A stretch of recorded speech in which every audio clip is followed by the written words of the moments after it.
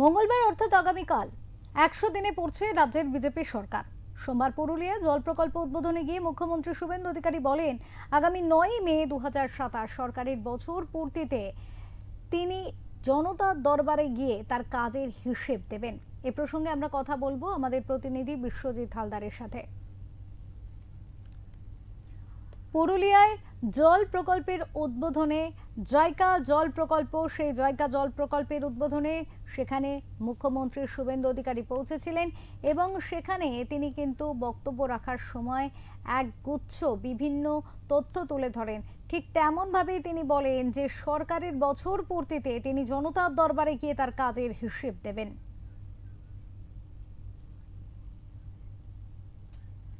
এ বিষয়ে আমরা কথা বলে নেব। আমাদের সাথে রয়েছেন আমাদের প্রতিনিধি বিশ্বজিৎ হালদার। বিশ্বজিতের কাছে আসবো এবং বিশ্বজিৎ, এই প্রশ্নেই আসবো যে দেখো, জনতার দরবারে গিয়ে তার কাজের হিসেব দেবেন এমন কথা বলেছেন মুখ্যমন্ত্রী শুভেন্দু অধিকারী আজকে জায়কা জল প্রকল্পের উদ্বোধনে পুরুলিয়াতে গিয়ে।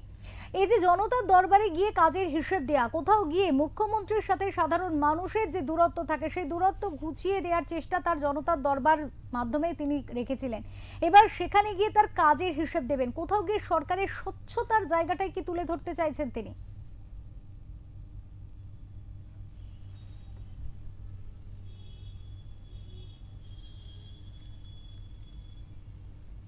একদমই, যখন তুমি যেমনটা বলছিলে যে স্বচ্ছতার প্রশ্ন প্রথম থেকে রাজ্যের যখন বিজেপি সরকার আসে এবং মুখ্যমন্ত্রী শুভেন্দু অধিকারী তিনি প্রথম থেকেই বলছেন যে আগের সরকারের আমলে যে দুর্নীতি বা যে কাটমানি, যে সাধারণ মানুষের মধ্যে যে ভয় ভীতি কাজ করতো, সমস্ত কিন্তু দূরে সরিয়ে একটা স্বচ্ছ প্রশাসন হবে।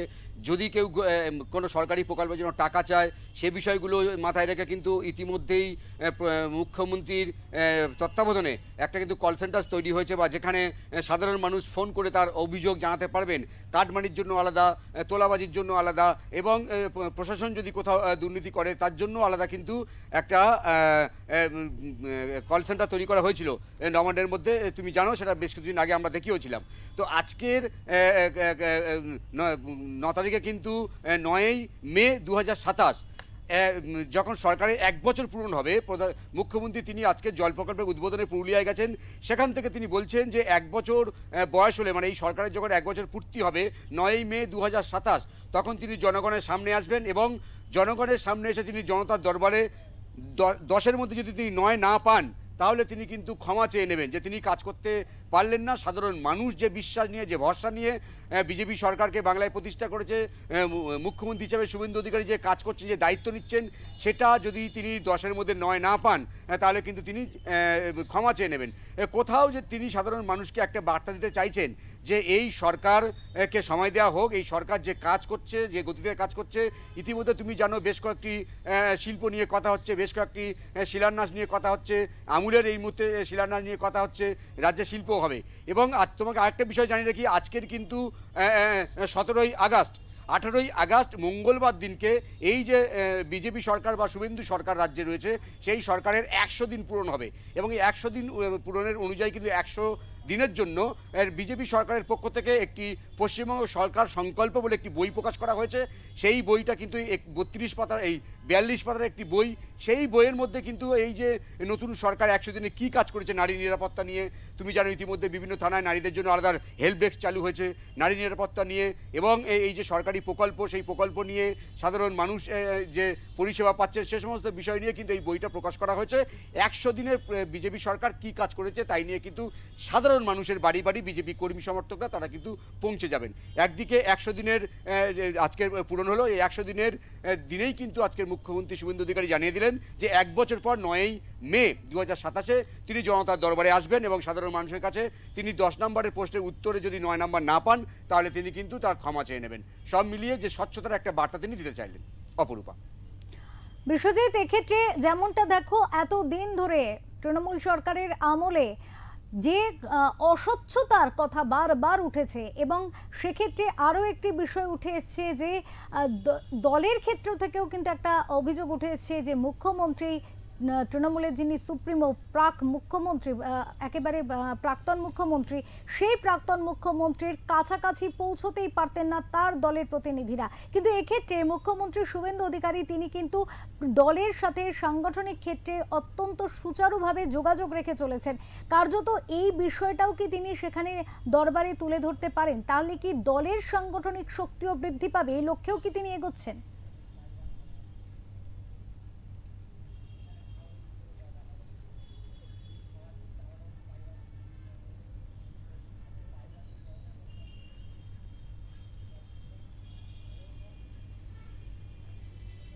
দেখো, সামনে বেশ কয়েকটা নির্বাচন রয়েছে।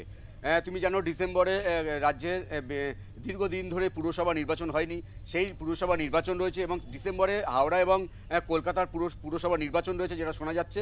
তো এই পুরসভা নির্বাচনের আগে রাজ্যের নতুন সরকার ক্ষমতায় আসছে, কিন্তু তার যে সংগঠন সেটা যেমন একদিকে মজবুত করতে হবে, পাশাপাশি সরকার যে কি কাজ করছে সাধারণ মানুষের জন্য সেই যে খতিয়ান সেটাও কিন্তু সাধারণ মানুষের কাছে তুলে ধরতে হবে। কারণ তুমি জানো গত যে সরকার, তৃণমূলের সরকার, তার বিরুদ্ধে কার্যত দুর্নীতিযুক্ত প্রশাসন, ভয়ের রাজনীতি, কাটমানির রাজনীতি, এই সমস্ত অভিযোগগুলো সামনে এসেছিল। শিক্ষা, স্বাস্থ্য এবং কোথাও যে কর্মসংস্থান, এই তিনটে ইস্যুতে কিন্তু কার্যত আগের সরকারকে এই যে তাদের পরাজয় সেটা কিন্তু হয়েছে, অনেকে রাজনৈতিক দল মনে করেন।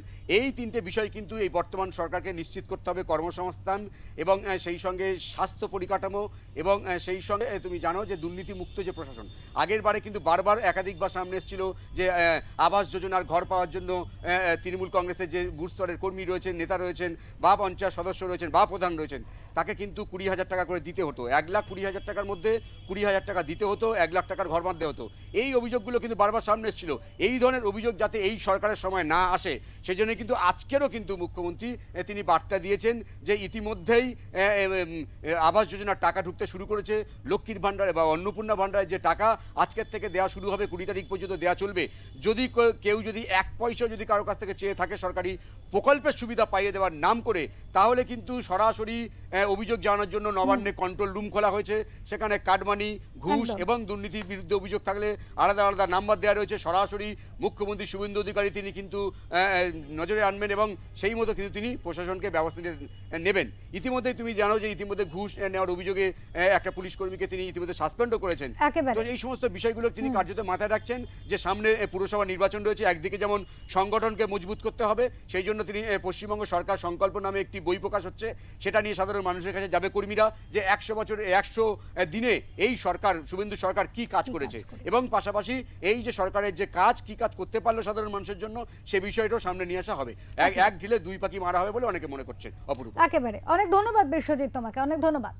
আমরা শুনলাম বিশ্বজিৎ আমাদেরকে অনেকটাই ভালোভাবে বুঝিয়ে বললেন যে এই যে মুখ্যমন্ত্রী শুভেন্দু অধিকারী তিনি বলেছেন যে তিনি জনতার দরবারে এসে তার কাজের খতিয়ান তুলে ধরবেন। কেন তুলে ধরবেন? তার পিছনে একটি স্বচ্ছতার প্রশ্ন কিন্তু রয়েছে, কারণ তিনি কিন্তু